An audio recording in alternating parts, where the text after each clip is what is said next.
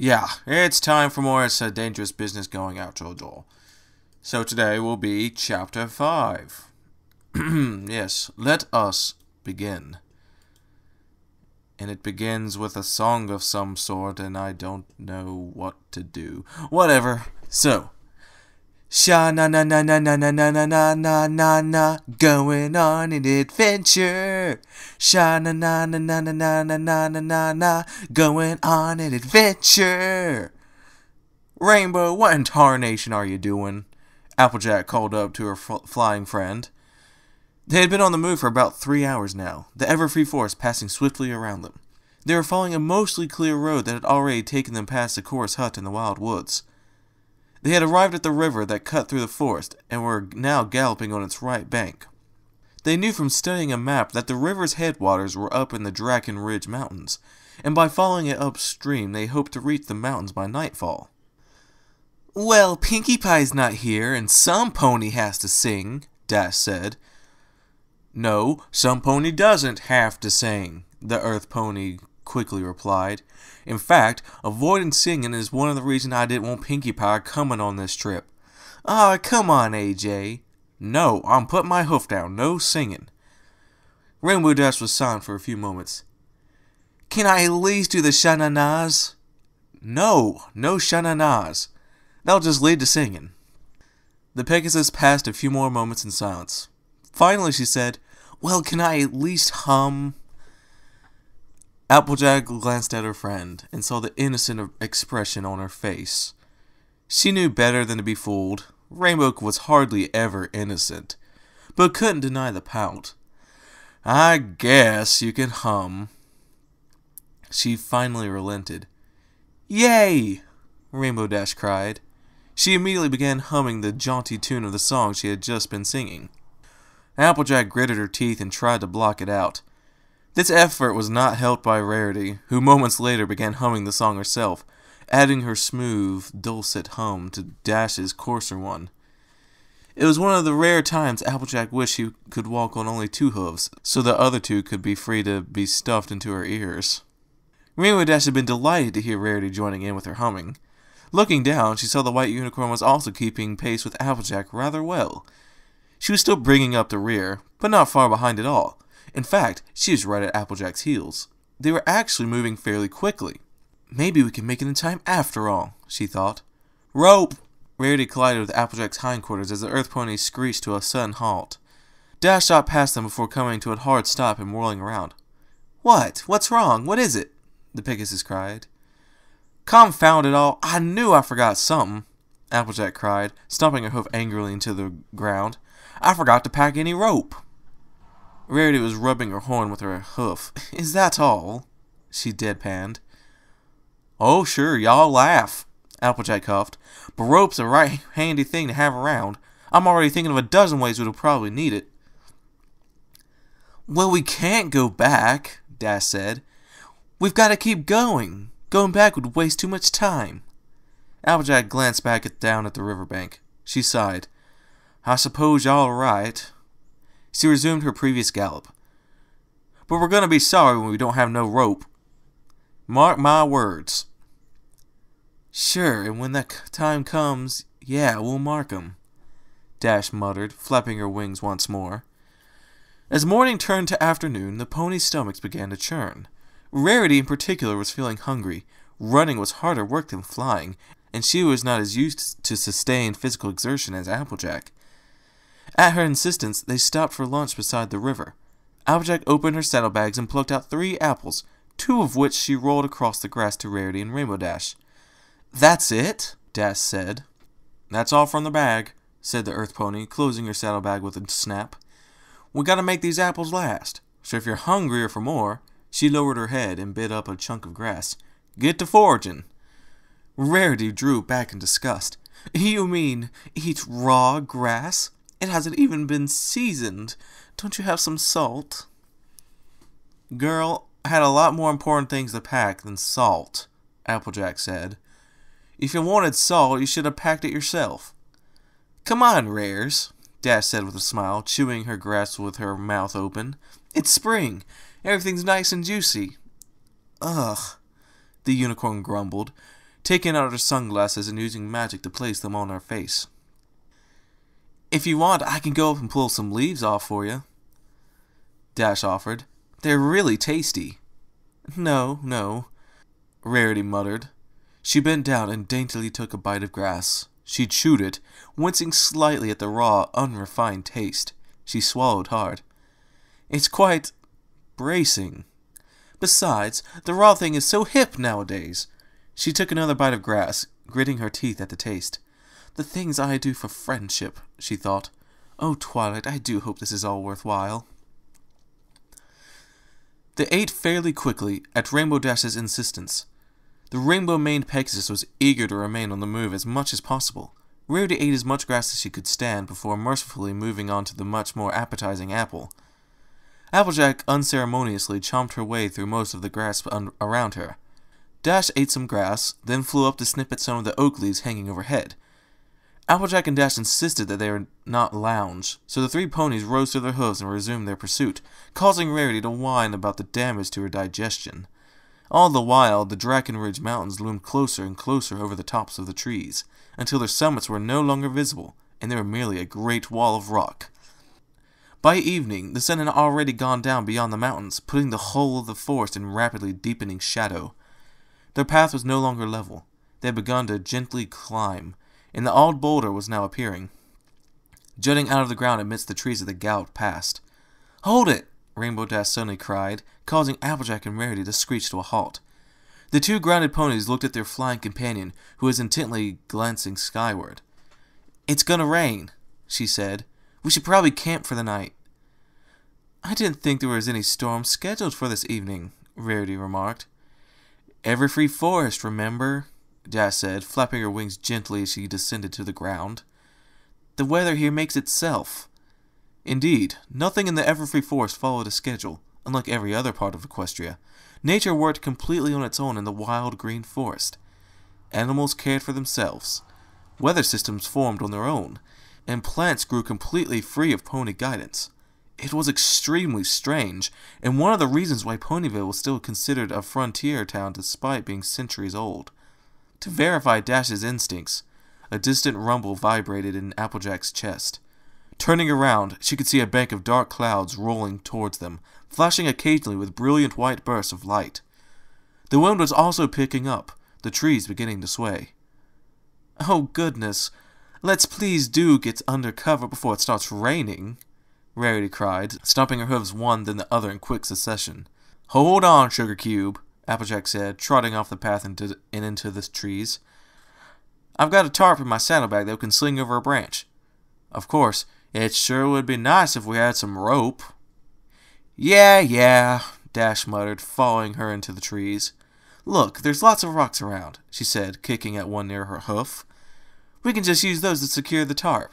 All the trees will block out a lot of the rain, right?" "I suppose so," Applejack said. She was now glancing up at the branches overhead until she saw one that suited her. It was a long, thick branch that stuck nearly straight out from the tree it was attached to, and it was not too high off the ground. Pulling off her saddlebags, the orange earth pony yanked out a very, very thick roll of dark gray wool with a waxy exterior. She gripped one edge with her mouth and began to violently shake it, causing it to unfold, making it larger and larger with each swirl of her head. By the time it was fully unfurled, it was quite large. "Rarity," she called over her shoulder, her mouth still full of tarp. "Start grabbing some rocks with your magic, will ya?" "All right," the Rarity said primly, her horns shimmering as her telekinesis began to work. There were actually a plentiful amount of decent-sized rocks scattered through the trees, likely remnants from rock slides. Each one she saw, she raised into the air until she had more than a dozen floating around her. "Rainbow, you grab the other end of this here tarp and pull it over to that tree branch," she said. "Sure," Dash cried, taking the end of the tarp opposite Applejack. She flapped her wings and raised it into the air. The foliage around her was heavy, but she was able to maneuver herself up and over the thick tree branch. Applejack walked forward as the tarp was pulled, and soon it was forming a triangular open space several feet wide and even more feet high. "Now, Rarity, put those rocks down and pin this sucker in place," said Applejack. Rarity easily complied, setting the rocks down in 2 neat rows, one on each side, 7 to a row. The unicorn suddenly felt a drop of water hit her horn.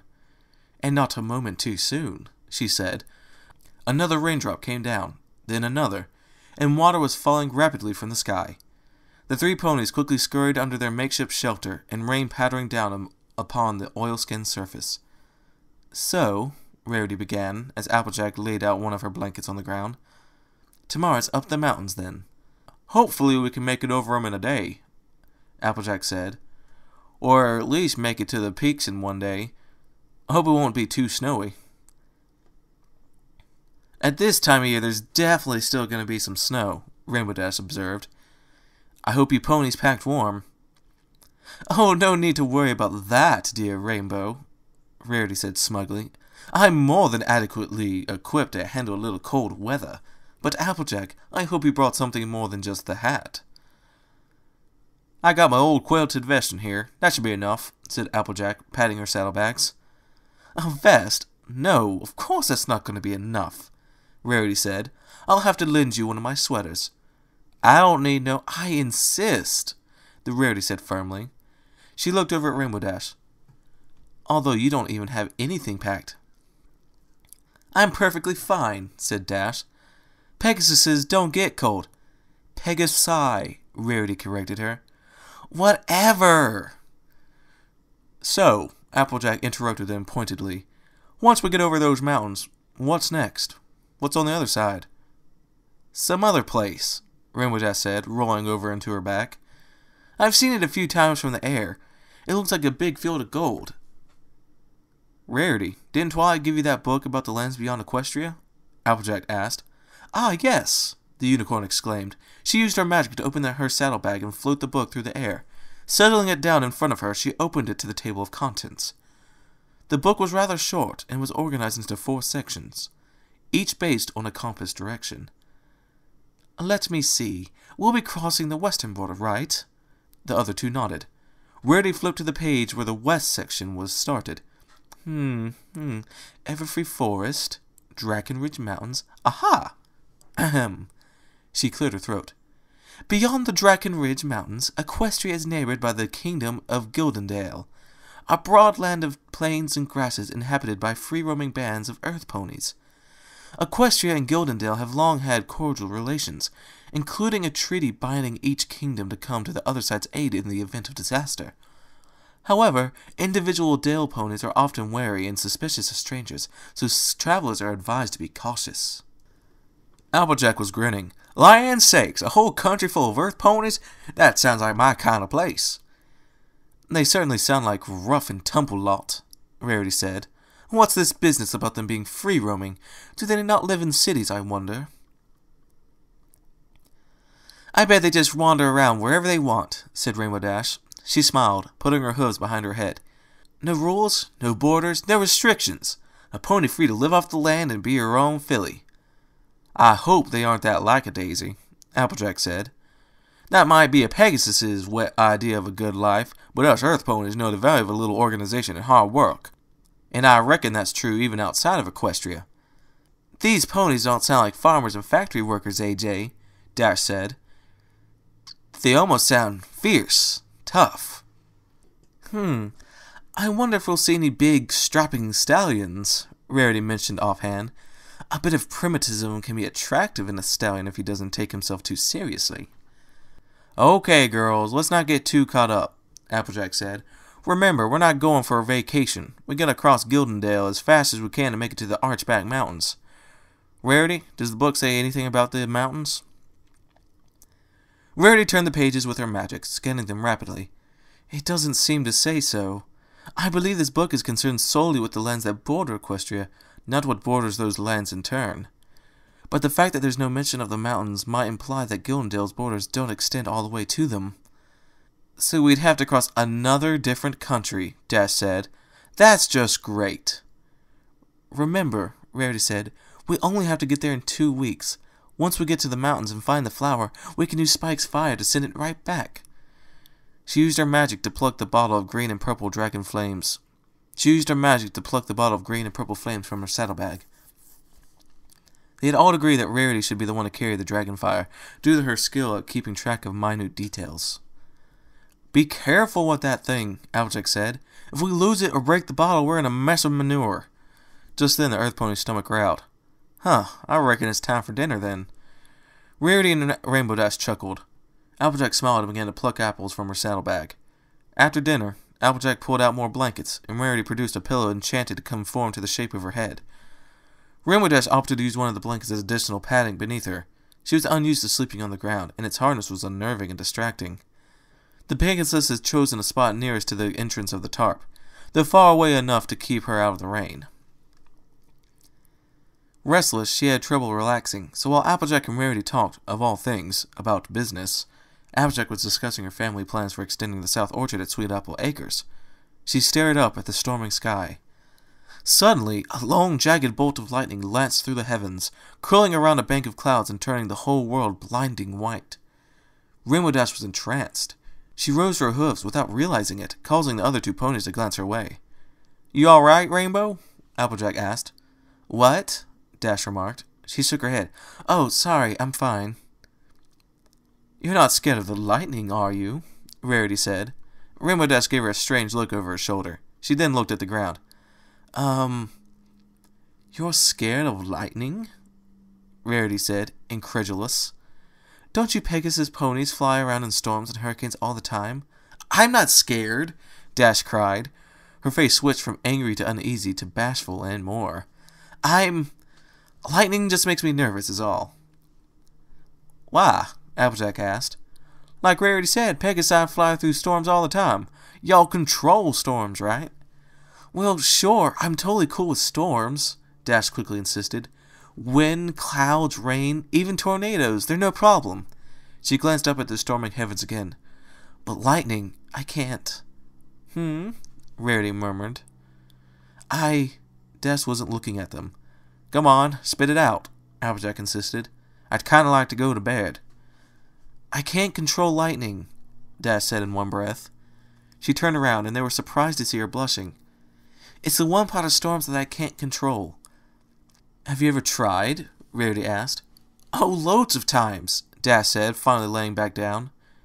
There are some really slick weather ponies that can bug lightning bolts with their back legs. I've sort of tried that before. She set her head down on the blanket. But every time I try, the lightning just feels so wild.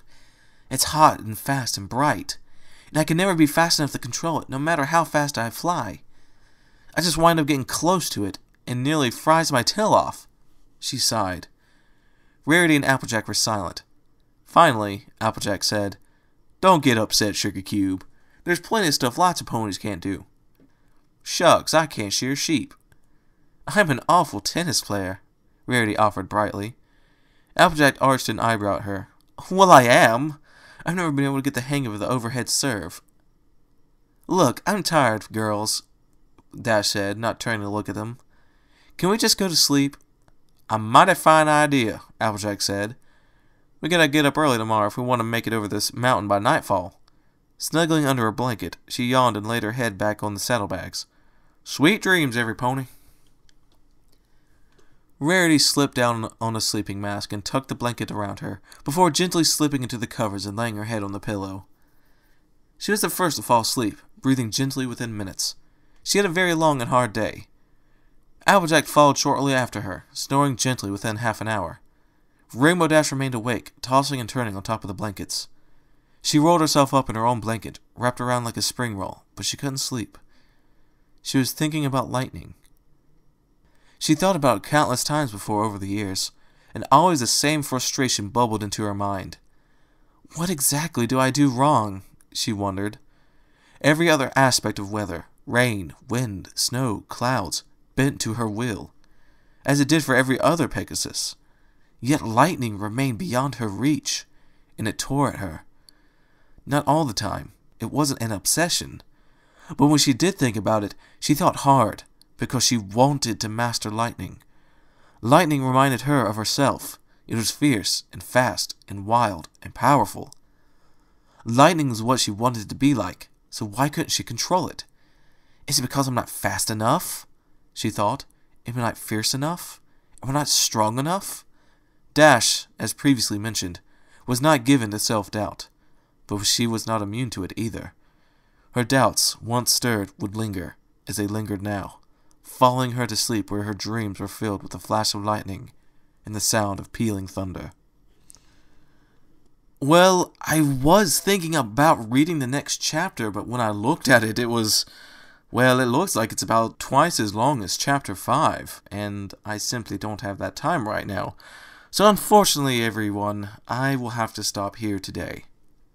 So, if you like this chapter of It's a Dangerous Business Going Out Your Door, be sure to comment, rate, and subscribe. And until next time, everyone.